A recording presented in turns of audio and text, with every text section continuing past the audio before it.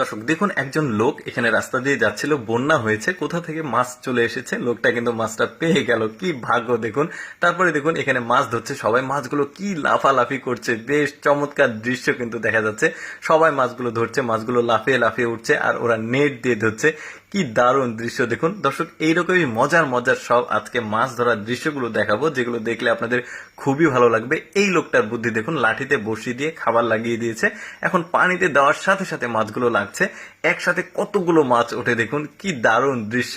আচ্ছা, একটা পাহাড়ি অঞ্চলের মাছ ধরা দেখায়, দেখুন এখানে কি পরিমাণ মাছ, জাস্ট এই কটুরিটা দিতেই এখানে বেশ চমৎকার স্বাদের মাছগুলো উঠেছে, কিন্তু অনেকগুলো একসাথে, দারুণ। তারপরে এই মহিলাটাকে দেখুন, এটাও একটা পাহাড়ি অঞ্চল, ঝর্ণার পানি যাচ্ছে এখানে।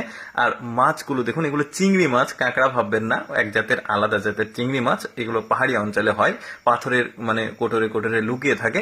এখানে পানি যাচ্ছিল আর এই মাছগুলো উঠে আসছিল, এই মহিলাটা জাস্ট ধরে নিচ্ছে, কি চমৎকার দৃশ্য, তাই না? তারপরে দেখুন এখানে ওদের ভাগ্য দেখুন, ছাতা ধরে আছে, মাছগুলো স্রোতের বিপরীতে লাফালাফি করে, আপনারা তো অনেকে জানেন, যারা মাছ সম্পর্কে জানেন তারা।